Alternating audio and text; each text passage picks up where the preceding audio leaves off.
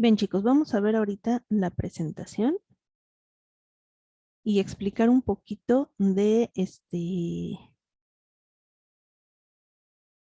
todo lo que ya vimos en el apunte anterior.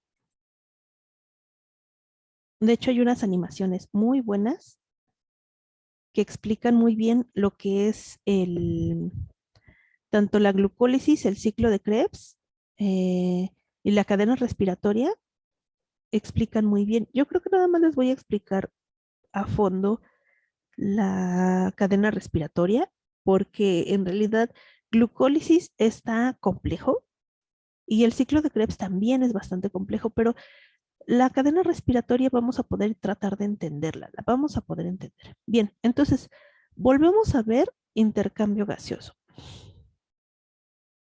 Y esto es lo que les decía.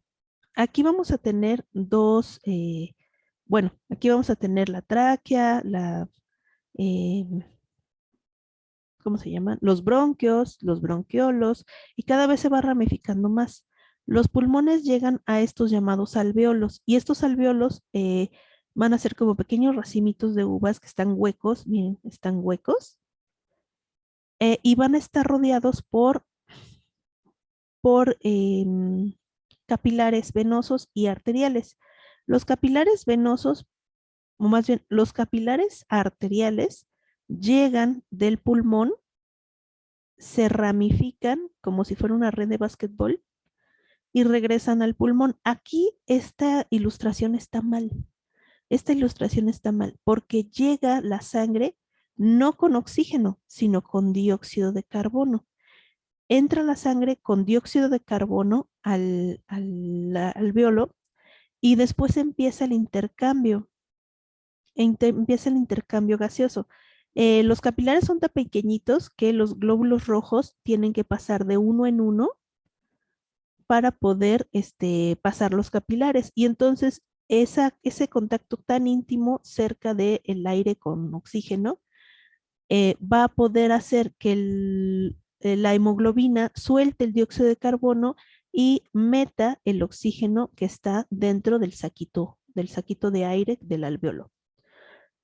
De tal forma que la sangre se empieza a oxigenar y regresa al corazón oxigenada. Es decir, nosotros vamos a tener dos sistemas circulatorios, no uno, vamos a tener dos sistemas circulatorios. El primer sistema circulatorio vamos a tenerlo que va a pasar por todo el cuerpo recogiendo dióxido de carbono y repartiendo oxígeno y regresa al corazón con la sangre pues ya completamente sin oxígeno, ya completamente llena de dióxido de carbono. ¿Qué es lo que pasa ahí? Pues el corazón la va a mandar, esa sangre con dióxido de carbono, la va a mandar a los pulmones. En los pulmones se va a llenar de oxígeno y regresa al corazón con oxígeno. El corazón la va a ir a repartir por todo el cuerpo ya oxigenada. Y eso es lo que hace el corazón con cada bombeo. Un bombeo es para esparcir la sangre al cuerpo y esparcir la sangre no oxigenada a los pulmones. Otro bombeo va a ser para esparcir otra vez la sangre al cuerpo y esparcirla a los pulmones. De hecho, nosotros vamos a bombear dos veces. Bombeamos para repartir y bombeamos para recoger. El corazón hace tuk, tuk, tuk, tuk, tuk. Ajá. Entonces, digamos que es un doble bombeo para que uno reparte y después se recoge. Ujú. Se llama sístole y diástole. Y bueno, esa es la forma en la que nosotros vamos a oxigenar nuestros pulmones por medio de los alveolos. Esta es la respiración traqueal. La diferencia con la respiración eh, pulmonar es que aquí no hay alveolos, aquí va directamente hacia los tejidos. ¿Por qué? Porque los artrópodos no tienen alveolos, los artrópodos no tienen pulmones. Lo que van a tener son estos pequeños hoyitos y estos hoyitos del abdomen van a ser lo que, digamos que llene de oxígeno todos los órganos de nuestro grillito. Van a estar repartidos por todo el cuerpo del artrópodo, por todo el cuerpo del insecto. De tal forma que estos se van a ver como pequeños hoyitos dentro del exoesqueleto de nuestro insecto o de nuestro artrópodo terrestre. ¿Qué pasa con los artrópodos que no son terrestres, que son acuáticos? Bueno, los artrópodos que son acuáticos, así como todos los organismos que son acuáticos, que son de un volumen alto, utilizan la respiración branquial. ¿Qué significa la respiración branquial? La respiración branquial son filamentos, son pequeños hilitos.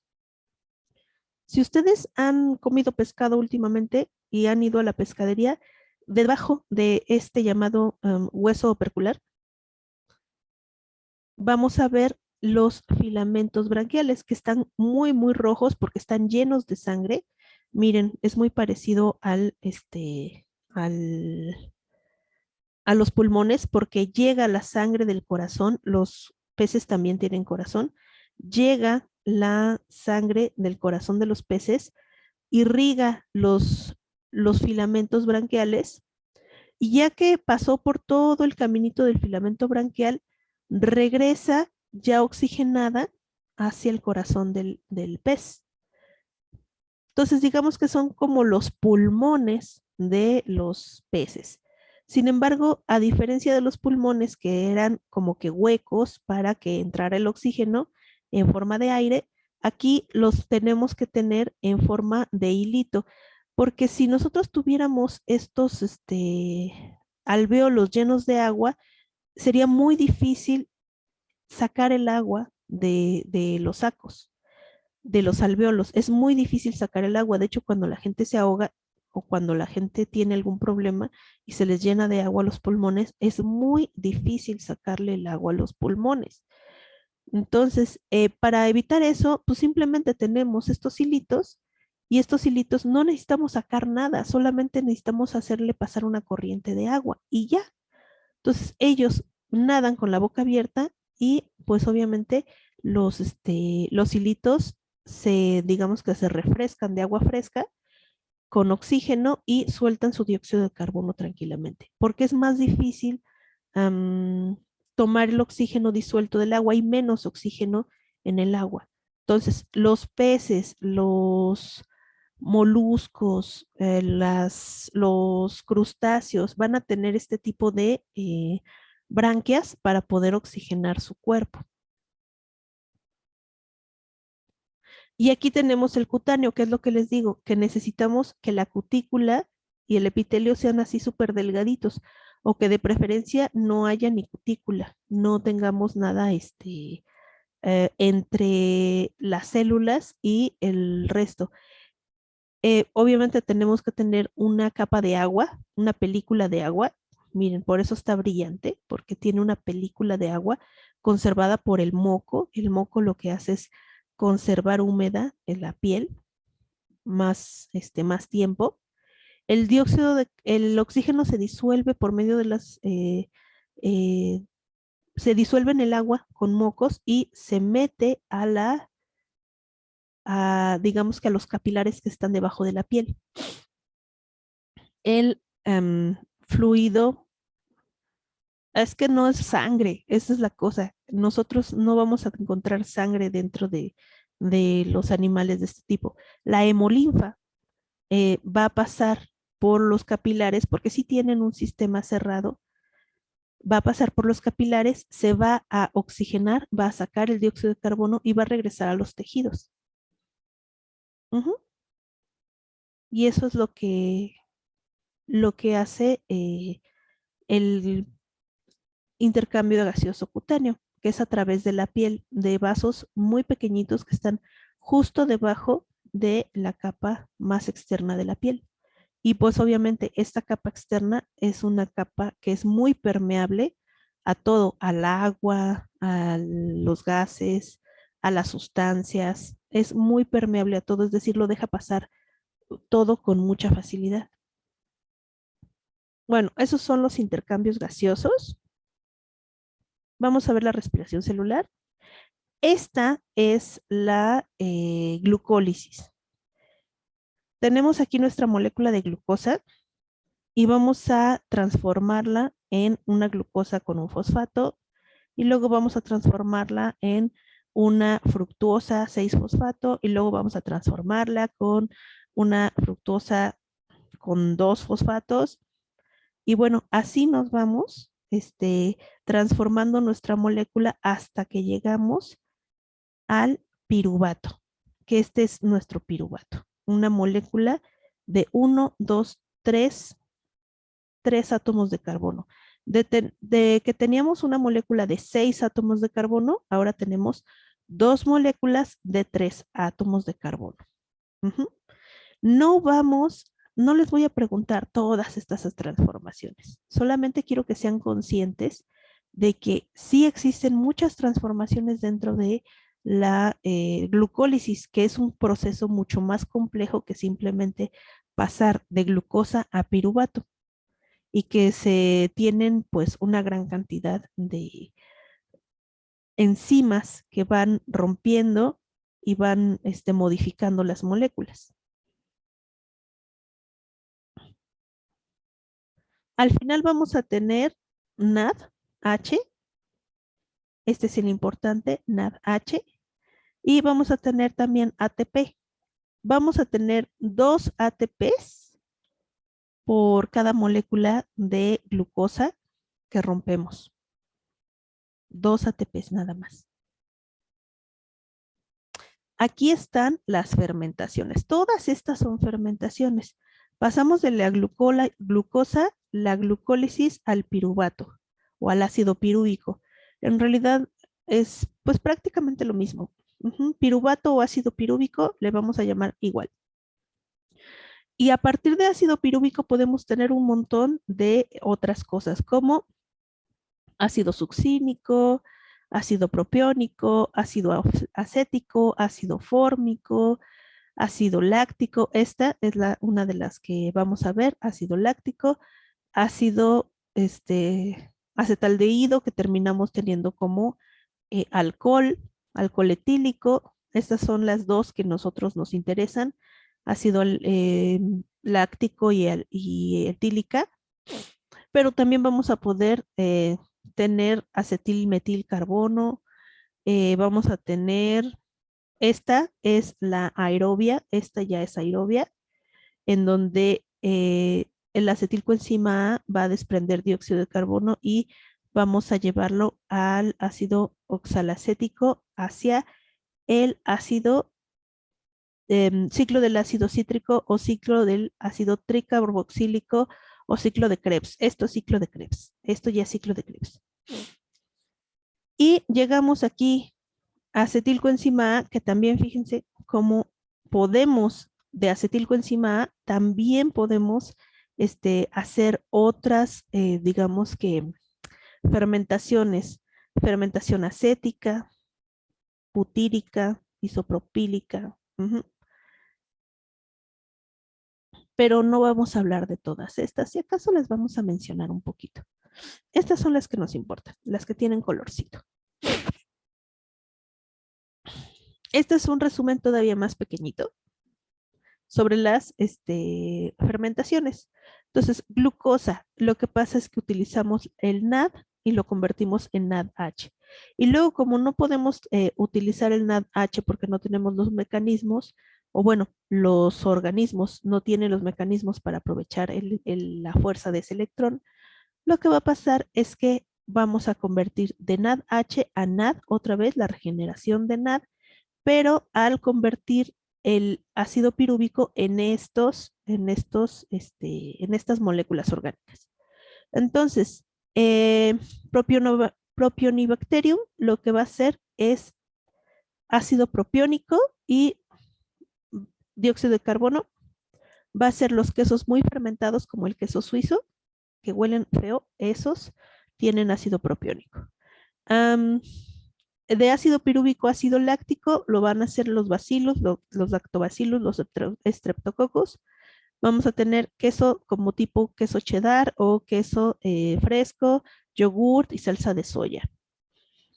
Con respecto a los Saccharomyces, que este ya es un hongo, Creo que es el único, sí, es el único hongo. Fíjense, todos estos son bacterias, bacteria, bacteria, bacteria, bacteria. Saccharomyces es un hongo y va a ser alcohol etílico o etanol con dióxido de carbono.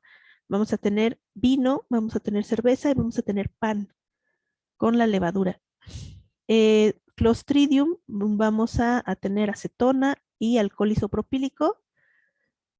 Y Escherichia y Acetobacter van a ser ácido acético que nos va a dar vinagre. Fíjense que Escherichia y ácido acético, y Acetobacter van a ser bacterias que luego llegan a contaminar eh, pues las producciones de vino. Ujú. No sé si se han dado cuenta de que cuando compramos vinagre, el vinagre va a estar producido de algún derivado del vino, por ejemplo, vinagre de vino tinto, vinagre de alcohol de caña, vinagre de sidra de manzana. Ujú. Eso es porque es una reacción secundaria, es una fermentación secundaria. Nosotros primero fermentamos en alcohol y luego de alcohol vamos a fermentar ácido acético. A eso se le llama malograr el vino. No sé si lo han escuchado. El vino malogrado es porque se contaminó de Escherichia coli, de Acetobacter. Y eso también le quita, vamos a desmentir un mito de que el, ¿cómo se llama? El pulque tenga excremento. El excremento tiene Escherichia coli. Si nosotros le pusiéramos a, eh, excremento al pulque, o en el momento en el que nosotros se nos contamina nuestro pulque de excremento, pues como el excremento tiene Escherichia coli, terminaríamos teniendo vinagre, no no alcohol etílico, que es lo que tiene el pulque, alcohol etílico, por eso te emborracha. Entonces sí, esa es una mentira, porque pues al menos biológicamente tendríamos un resultado diferente. Ujú. Lo que el pulque tiene son levaduras, no solamente Saccharomyces, vamos a tener otras levaduras y estas están vivas. A diferencia de la cerveza, en donde la cerveza ya está, digamos que filtrada y prácticamente pasteurizada, que ya no tenemos ninguna levadura viva en la cerveza embotellada. El pulque sí tiene levaduras vivas. Bueno, continuamos. Aquí vamos a tener la mitocondria. Recuerden que la mitocondria va a ser el lugar en donde se dé la respiración aerobia. Entonces, recordemos las partes de la mitocondria. Tiene una membrana externa, tiene una membrana interna, tiene un espacio entre las membranas y tiene una matriz mitocondrial. Aquí vemos la mitocondria en fotografía electrónica de transferencia. Tenemos las crestas mitocondriales. Todo esto es matriz mitocondrial y el espacio intermembranal es el espacio entre estas dos líneas. Entre estas dos líneas, ese es el espacio intermembranal. Para que más o menos entendamos a dónde está cada cosa. Entonces, llega el piruvato, entra a la mitocondria y antes de llegar a la matriz mitocondrial ya se convirtió en acetilcoenzima A. Llegando a la matriz mitocondrial ya es acetilcoenzima A y empieza la destrucción del piruvato o de la acetilcoenzima A por medio del ciclo de Krebs. Y aquí tenemos ya el ciclo de Krebs. Empezamos con el acetilcoenzima A, que fue del que se transformó el piruvato, en el que se transformó el piruvato, y dejó salir un dióxido de carbono, cosa que aquí no está. Vamos a ponerle que un dióxido de carbono, aquí, un dióxido de carbono se salió. Un dióxido de carbono salió cuando se convirtió en acetilcoenzima A. Luego entra el citrato. El citrato también le llamamos ácido cítrico. Entonces, el citrato o ácido cítrico, luego lo convertimos en isocitrato y al convertirlo en alfa-cetoglutarato, le sacamos un dióxido de carbono y un NAD, que es una molécula portadora de electrones. Recuerden que estamos sacándole todos los electrones que podamos. Luego de de cetoglutarato, vamos a convertirlo en succinilcoenzima A y con eso rompemos otra vez otro enlace y sacamos otro NAD y sacamos también dióxido de carbono. En este punto, un dióxido de carbono, dos dióxidos de carbono, tres dióxidos de carbono, ya no existe la molécula de piruvato, ya se desintegró en sus componentes inorgánicos, ya se descompuso en dióxido de carbono. Sin embargo, todavía tenemos moléculas que podemos sacar la energía. Y al convertirlo de succinilcoenzima a succinato, le podemos sacar un ATP, que en realidad no es un ATP, es un GTP, pero pues es prácticamente lo mismo, ¿no? No hay ningún problema. Si le ponemos ATP o GTP, en realidad aquí sería un GTP.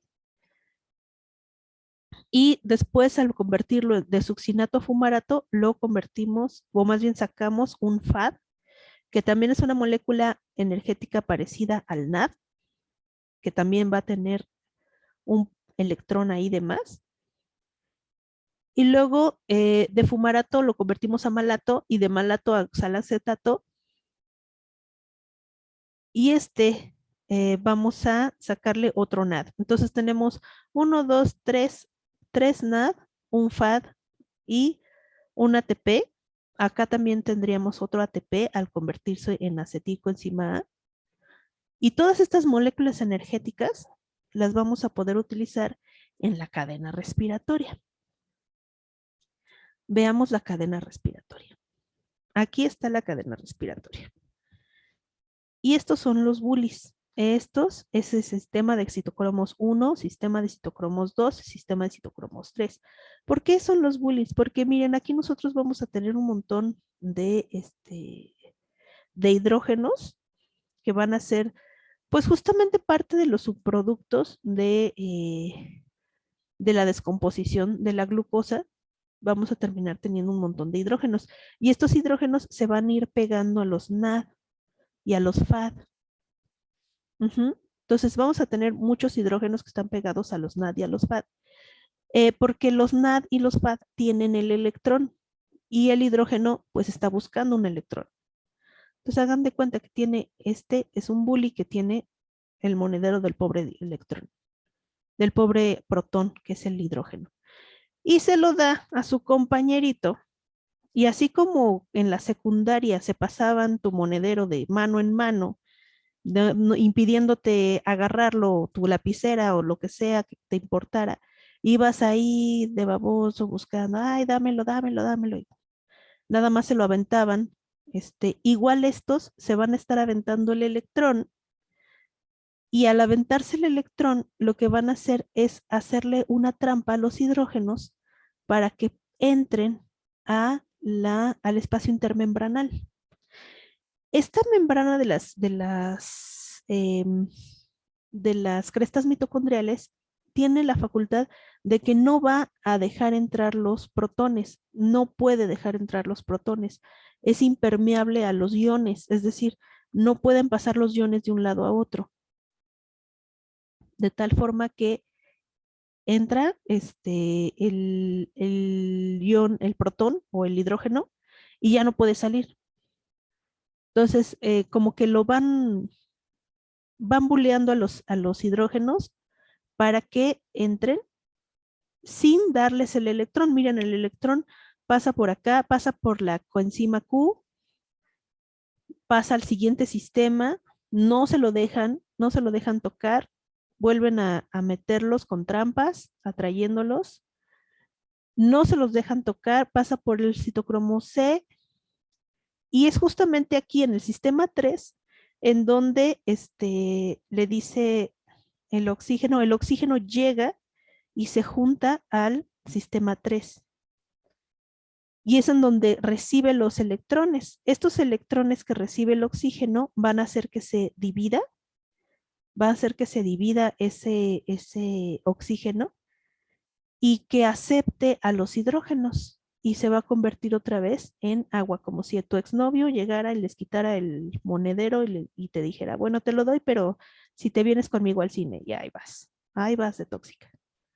Y se lleva los hidrógenos prometiéndoles su electrón. Ya están tranquilamente los hidrógenos cerca del oxígeno en una molécula de agua. Y ahí están los electrones que ya están vacíos de toda la información, de toda la, digamos que ya están agotados de energía de todo lo que han cambiado de molécula en molécula. ¿Para qué nosotros necesitamos tanto hidrógeno aquí y tan poquito hidrógeno acá? Porque ya, pues el agua ya es estable, ya no vamos a tener tanto hidrógeno acá. Lo que va a pasar es que tenemos una diferencia entre la concentración de hidrógeno aquí, que ya no vamos a tener mucho, y acá que vamos a tener un montonal. Lo que va a suceder es que va a pasar el hidrógeno por aquí, por esta que se llama ATP sintetasa o ATPasa, y lo que va a hacer es que con la fuerza de los hidrógenos saliendo, con el flujo de los hidrógenos saliendo, va a formar de ADP ATP. Agarramos ADP con fosfato y lo convertimos en ATP. Entonces, esta es como una máquina de hacer dinero. Entre más hidrógenos pasen, pues más energía vamos a tener. Más energía vamos a tener. Vamos a imprimir un montón de ATPs. Un montón de ATPs. Y es por eso que nos conviene mantener justamente ese desbalance entre la matriz mitocondrial y el espacio intermembranal con un montón de hidrógenos. Aquí tenemos el análisis del rendimiento total. En las fermentaciones, la glucólisis nos va a dar 2 ATPs, no va a funcionar el ciclo de Krebs.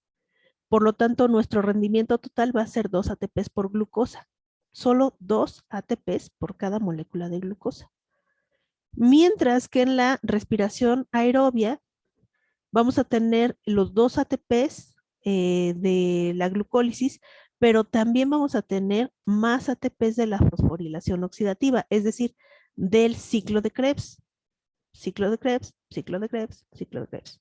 De tal forma que vamos a terminar teniendo 38 ATPs por cada molécula de glucosa. Y creo que es una diferencia bastante grande. ¿Ya vieron? De 2 ATPs, que es pues bastante poquito de la fermentación, a 38, pues yo prefiero que me den 38 ATPs. Y ya llegamos a la nutrición. En nutrición vamos a tener 2 tipos de nutrición. La autótrofa y la heterótrofa.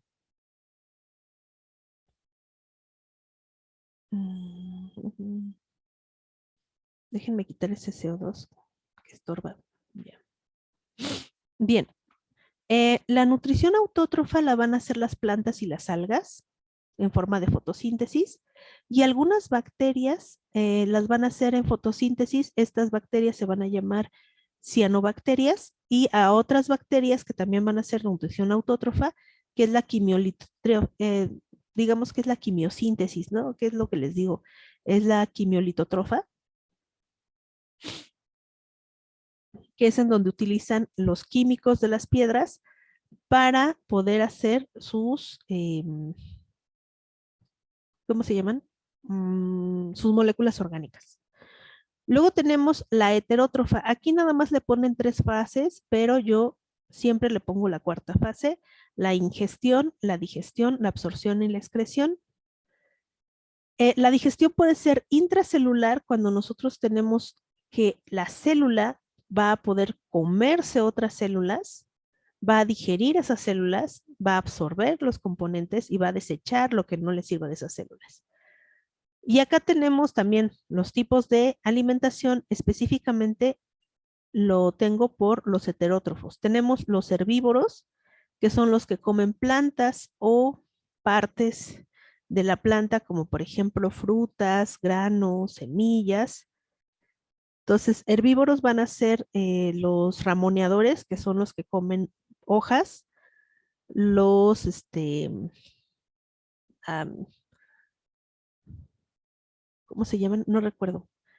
Los que comen pasto, los que comen hojas, los que comen granos se llaman gramívoros, los que comen fruta se llaman frugívoros, pero todos son herbívoros. Luego tenemos a los carnívoros, que son los que comen carne, pero también los que comen otros seres vivos procedentes de animales, es decir, como por ejemplo los insectívoros, también se les considera carnívoros. ¿Por qué? Porque los insectos también son animales, se les considera que también es carne. Mm, los, los que comen peces también se les considera carnívoros. Ujú. Entonces, carnívoro es si come a otro animal, por ejemplo, es una vaca, un grillo o un pez, todo proviene, le vamos a llamar carnívoro. Ujú. Pero sí, existen como que distintos carnívoros, ¿no? Los insectívoros, los ictiófagos. Luego tenemos los omnívoros. En los omnívoros son los que comen de todo, pueden comer tanto plantas como animales. Y los hematófagos van a ser los que comen sangre o tejidos similares a la sangre, como los murciélagos, vampiros, solamente los murciélagos vampiros.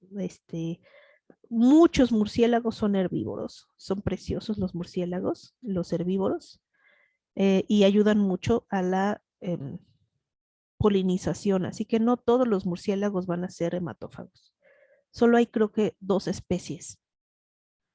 De todas las especies que nosotros tenemos, la mayoría van a ser herbívoros o frugívoros, van a comer frutas, van a comer néctar o van a comer insectos. Muy poquitos son hematófagos. Y los aprobios son los que comen materia orgánica en descomposición, como por ejemplo las lombrices que se comen la materia en descomposición de la tierra.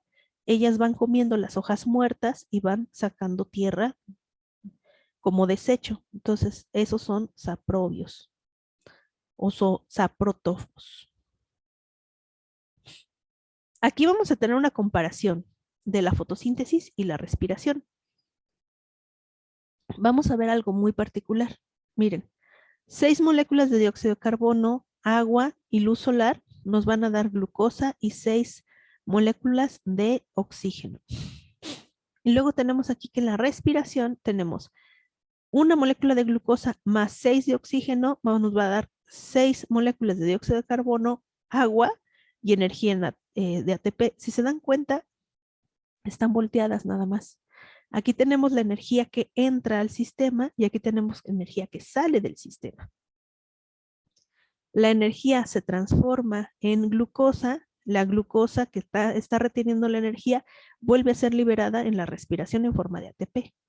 Pero toda la energía de todos los sistemas del planeta van a estar basados en la energía del sol.